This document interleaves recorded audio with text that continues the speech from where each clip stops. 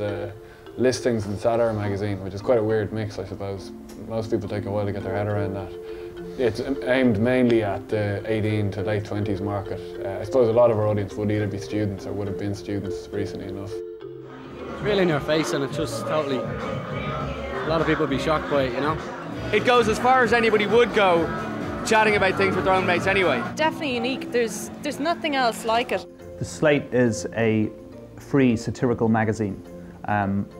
It is designed to expose some of the stupidity and hypocrisy at the heart of this apparently glamorous and affluent culture.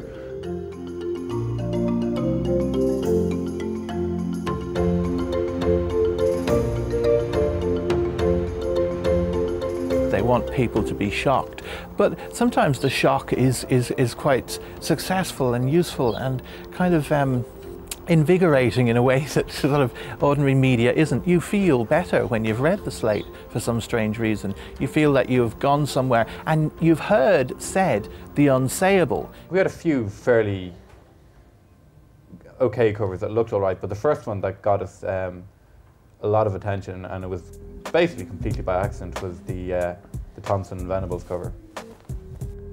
It was totally frenzied. It was the news of the world. For one, were basically threatening to take the law into their own hands. The law had decided that these guys would be given new identities. They and Denise Fergus made threatening noises about revealing the identities of the killers. So basically what we did was we decided to satirise the whole situation by pretending to reveal their identities in a completely joke fashion. So we got pictures of them and we pictured their heads and stuck them on top of an old Boyzone picture and claimed that we could reveal their identities and that they were joining an Irish boy band.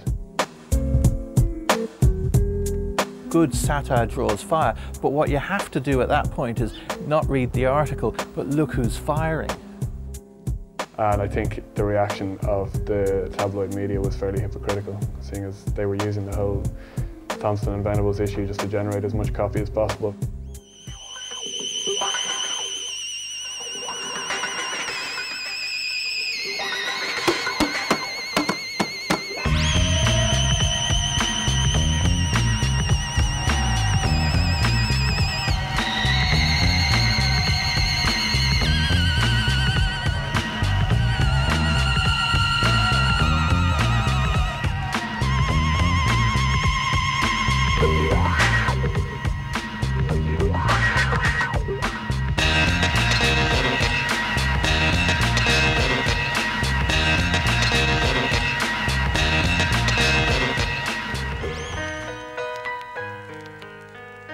In the main part, the controversy that's been caused by the Blacks and the Jacks cover has been by people who haven't actually read the article.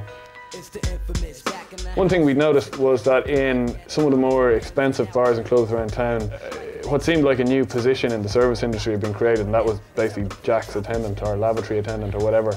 And for some reason, everyone who seemed to be doing this job, both male and female, was black. It's been going on for quite a while, but nobody appears to have said much about it in mainstream media at all.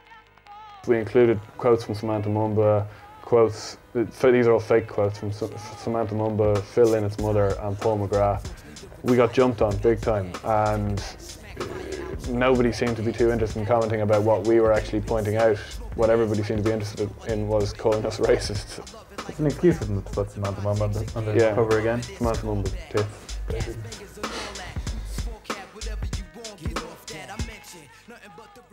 Oh, we always like to have a go at Pat Kenny, mainly because it was James Bond aspirations.